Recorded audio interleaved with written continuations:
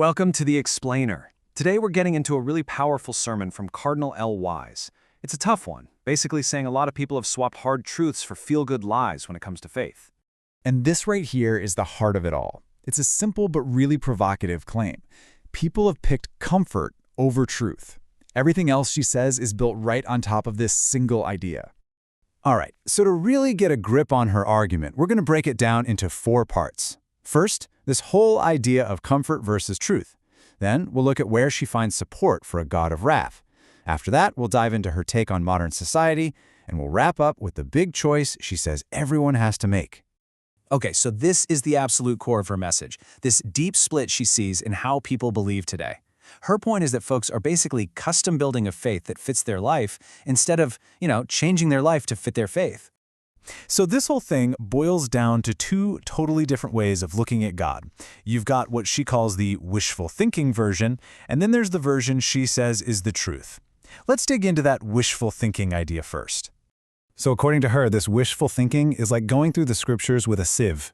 You keep all the parts that feel good and let anything that's challenging or makes you feel guilty just fall away.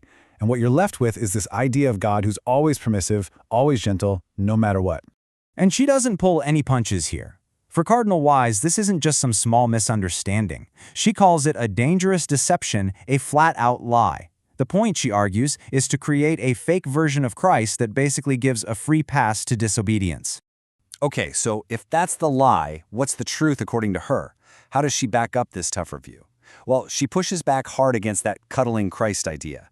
Her main argument is that God's nature doesn't change, and that nature, she says, has always included things like justice and wrath.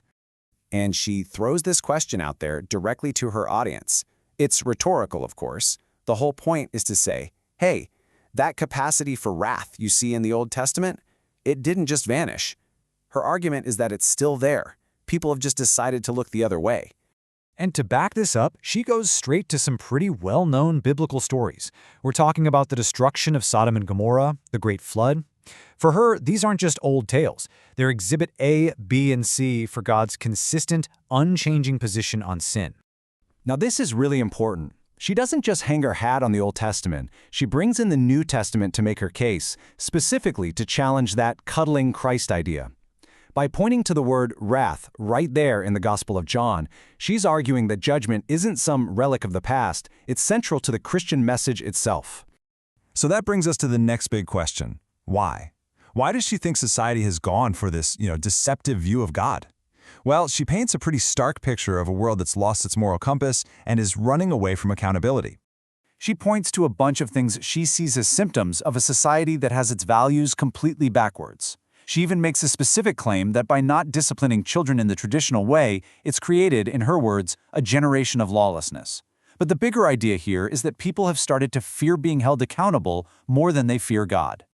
So, who's behind all this? In her view, it's not just a random cultural shift. Cardinal Wise points a finger at a single source: Satan. She argues that he's the one who's twisted this whole idea of righteous judgment, making it look cruel and unloving. And by doing that, she says, he tricks people into actually celebrating the very things she would call sin. And all of this brings us to the central metaphor of her entire sermon, which she pulls straight from the Gospel of Matthew. It's all about a choice between 2 very different paths. One is easy and crowded, and the other is hard and, pretty lonely. So let's talk about that first path, the broad one.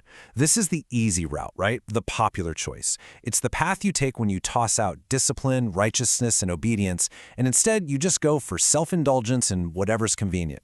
She says this is the path the world chooses every single day. And she gets very specific at one point in the sermon. She singles out women, arguing that by, in her words, treating men poorly and rejecting what she sees as their proper role, they have specifically chosen this very dark path. So everything we've talked about so far, the 2 views of God, the critique of society, it's all leading to her final point.